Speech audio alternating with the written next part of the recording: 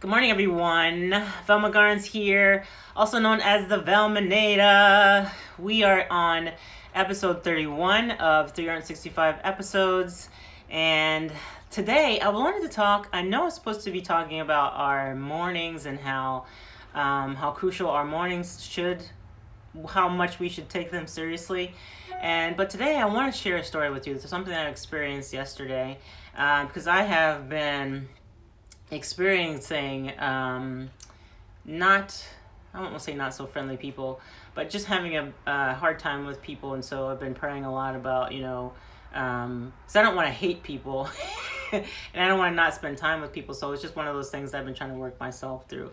So yesterday I go out for one of these things, and this is called a selfie stick. And I just kept saying to myself, I don't want to be that girl walking around with a selfie stick, but I don't want to sit here and keep having all these lives, especially if I'm planning on 365 of them sitting at my desk. So I thought, maybe I'll go for walks and stuff like that. So I'm in my mind thinking about what I want to do. So anyway, I went to several places to try and look for the selfie stick. And the last place that I stopped, I was like, well, what the hell, I'll just stop and try. So I go into this place, and there's a guy who's not standing in the right line. I noticed him right away, but he's like daydreaming. So I go up to him and I was like, dude, you're in the wrong line. And one of the things that I love about when you go up to somebody and clearly you don't know them, you just have to start having a conversation. And he responded to me in the same way that I responded to him, and I just love that. So he was, so we started having this really great conversation, and he came around because we were divided by, he was in a pickup line and that didn't come out right, but he was in the line where you were supposed to pick up something that you had already ordered, and I was in the line where you were supposed to buy something that you were ready to make a purchase. So he comes around all the way around, and he was like, and I told him, like, you were here before I was, go first. He was like, no, you can go first. Like, no, I'm not going to do that to you because I hate it when people do that to me. So, you were next. You were here before I was. So anyway, so then we got in this really great conversation, and he was just a really great guy. We were talking about how times have changed and everything's digitized, and he was there to pick up, like, the Matrix, like the latest, whatever it is that the Matrix is. And I had seen it, but I didn't recall most of it.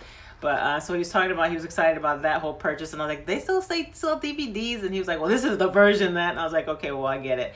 And then we just were just not nostalgic about, the things, how far music has come and all these different things. So then we had this really great conversation, so much so that we were next in line, and we weren't paying attention when the guy was like next. So, we were just so engrossed in our conversation. So then, that ends, whatever. So I go out into the parking lot, and literally I hear like what sounds like a gunshot. And I'm not really great familiar with gunshots, so it's not like I was trained to duck or hit the ground or anything like that. I just noticed that it was this loud boom. So then I was like, okay, what the hell was that? And then so I keep walking towards my car. It's like, that sounded like, if that's not a gunshot, then it sounded like somebody's tire blew. So as I'm approaching my own car, I hear this loud hissing sound. And essentially the front end of my tire, the front end of my car on my passenger side is like it's starting to decline like this. And I was like, the first I was like, oh, hey, that was my car. And then my next response was like, thank God.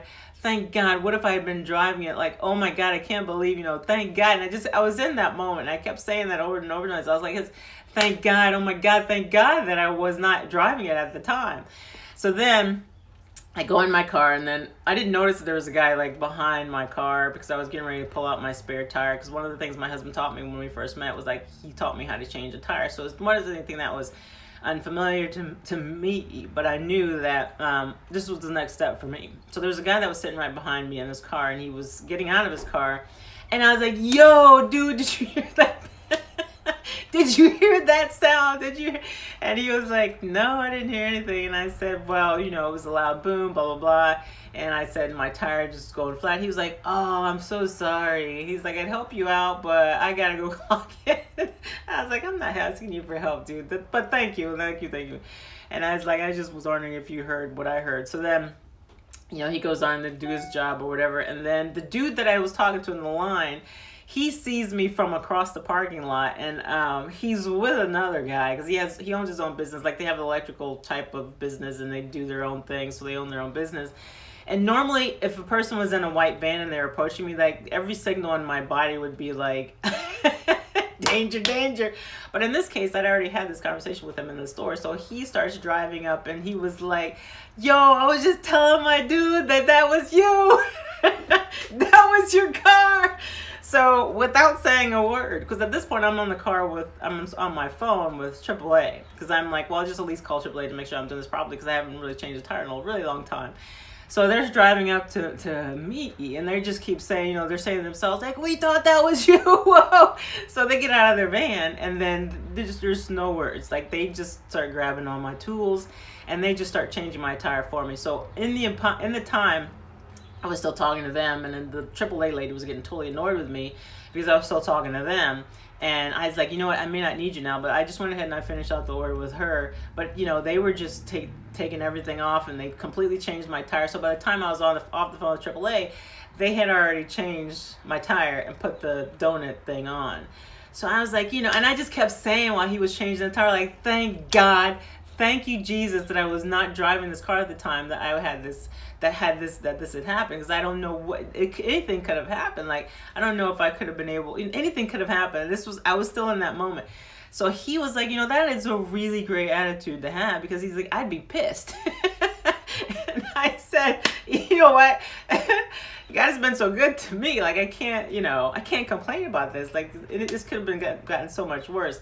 So he was like, but I just realized in that moment how practicing gratitude was one of those things that I had always practiced, and I do that every single Friday on my feed as well. And you're certainly welcome to participate in it, but it has made such a huge difference in my life, and I can't say, it was just a nice, gratifying moment how, when you're feeling really down about something, and then it's like faith to faith or glory to glory. This has been brought to how really great people can be, and how having a community, or just, treating people like you want to be treated, that was just a sign for me to not give up faith or hope or whatever. And so I just wanted to share that story with you, because maybe you're in the same place or feeling the same way about people, or whatever an incident is that you're going through in your life. And certainly you can always look up. I didn't feel like all people were bad, but I was like, I need a break from people. And that's just kind of where I was. So that made my gratitude journal. I have my little gratitude journal. But that's just things I like to record in my life to go back and remember, just in case you forget.